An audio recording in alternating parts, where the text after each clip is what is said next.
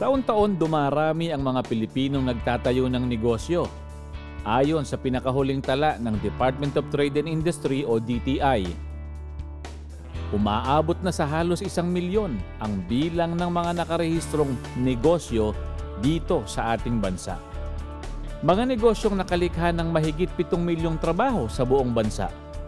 Bukod sa kapital, ang sapat na kaalaman sa negosyong papasukin ang isa sa pangunahing susi para sa ikapagtatagumpay nito.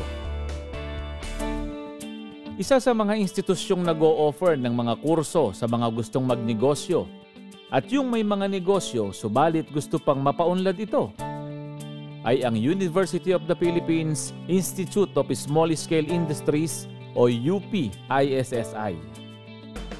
Kabilang sa mga matatagumpay na negosyante na nagsipag-aral sa UP-ISSI ay sina Tony Tan Katchong ng Jollibee, Bayani Fernando ng BF Group of Companies, at Amable Agulus ng AMA. At kasama pa rin natin ngayon ang direktor po ng UP-ISSI. Wala pong iba kundi si Director Nestor Nieses. Magandang araw sa inyo, Director. Magandang araw ulit, Franz, and sa lahat ng mga nakikinig natin at nanonood ng ating negosyo, asenso at iba pa. To start with po ay sa mga nais na magsimula or sumubok sa kanilang pagninegosyo sapagkat ito ho ang pinaka-battle cry natin dito talaga. No? May sinasabi kayo dito, ano ang slogan nyo dito sa UP-ISSI? Ang slogan namin nung usaping pangnegosyo, ilaw, salamin at sandata ng industriyang Pilipino. Ang gustong sabihin lang po nun, talagang pinag-uusapan natin lahat ng aspeto ng pagnenegosyo. Mga kailangan nyo para magnegosyo. Tapos pangalawa, kaya sabi namin po ilaw, para enlightened na gamitin talaga yung kaalaman natin sa science, kaalaman natin sa arts, para talaga buuin ang isang negosyo na talagang kung sa gusto mo, saka may pangangailangan. Kailangan magkaroon na rin tayo ng mga tools na tinuturo natin para at least mabigyan tayo ng guidance or giya para doon sa mga gagawin natin, nakatutok talaga na ito ay ginagawa natin kasi may kinalaman sa pag-asenso ng aking negosyo. Isa sa mga kursong iniaalok ng UP-ISSI ay ang Start Your Own Business na bagay sa mga walang ideya kung paano magsisimula ng negosyo. In particular ay paano nyo po nadidiscover itong ganitong mga sitwasyon ng mga kababayan nating nag-enroll na rito sa UP-ISSI? Siguro, Francis, illustrate ko lang doon sa atin. Start your own business. Diba? Ito talaga yung pinaka-primary na programa natin para doon sa mga may agang-agang kung papasok sila sa negosyo o hindi. Ang sinasabi po naman natin dito, ayaw naman natin na maging entrepreneur by accident. Kundi talaga, entrepreneur na palagay mo talaga malaki ang chance mo na ito na nga ang sinasabi ng puso ko. Pagkatapos ng Start Your Own Business, may incubation. Meron po ako narinig dito, nakita natin na isa sa mga programa natin ay tinatawag ninyong Planet. Yeah. Yung Planet naman, Francis, ay yun yung second stage. Actually, Planet, ang gusto sabihin po ng Planet is planning for expanding training. So kung mag-grow na tayo, nandito na tayo, gusto nyo mag-expand, gusto nyo mag-grow, of course, kailangan po natin yan ng kapital, kailangan na natin ng mga other resources. Ito po yung isang program para doon.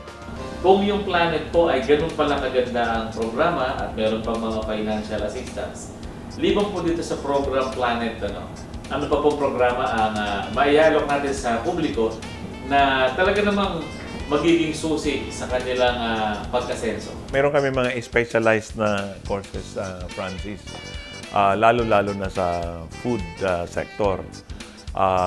Ito po ay ang tinatawag nating PROFIT, Promoting Food Industry Competitiveness Training Program. Ito naman po ay nakatutok doon sa pag-i-improve ng ating food quality and safety. Na sinabi natin kanina na sa aspeto ng pag-aasenso, hindi lang naman na nakakapag-offer ka ng produktong mura, kundi produktong di kalidad. So dito po pumapasok yung profit natin. So yung profit nakatutok po doon sa mga kasama natin sa food sector.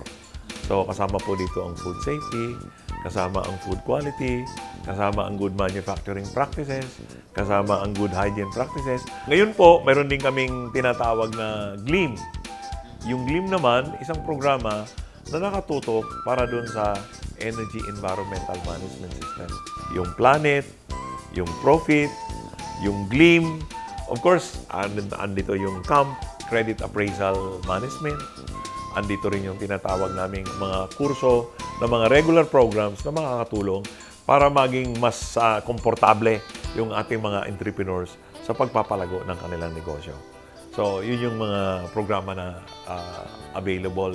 Karaniwan po kasi yung mga estudyante natin ay papasok sila doon sa oras, uupo, makikinig, tapos ay gagawa ng assignment at uuwi na.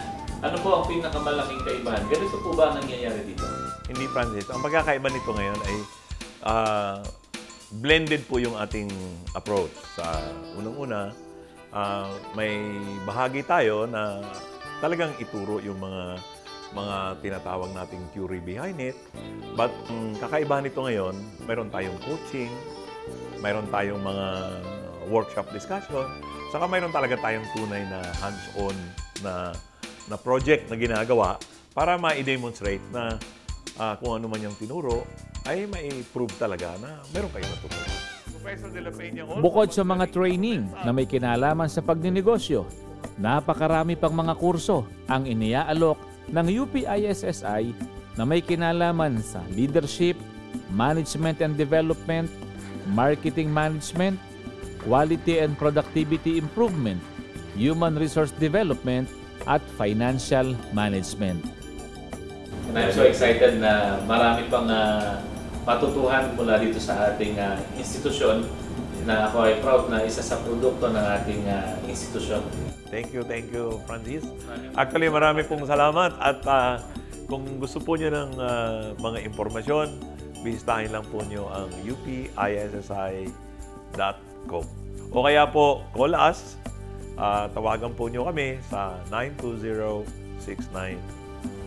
Maraming salamat ulit, Francis. Maraming salamat po sa inyo ulit, Director, at sa inyong pagpapaunlak para ipaliwanag ang mga programa natin dito sa UP-ISSI. Yeah, all the time, Francis. Yeah. Buhay po kayo. Mabuhay din po kayo. At minsan pa po na tunghayan ninyo ang mga programa na kung saan ay dapat ninyong abangan at pamilian na po ninyo kung saan kayo nararapat na magsimula para kayo ay lumakas na ang loob. Tayong lahat ay tara na, negosyo na dito sa UP-ISSI.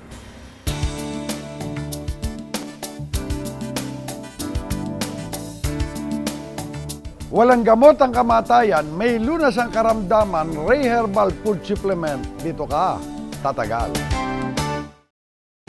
Sinasabing bukod sa pagkain, ang negosyong may kinalaman sa kalusugan at kagandahan ay pumapatok na negosyo din ngayon. Nawa muli ay nakapagbigay sa inyo ng impormasyon at inspirasyon ang programang ito. Ito ang negosyo, asenso at iba pa.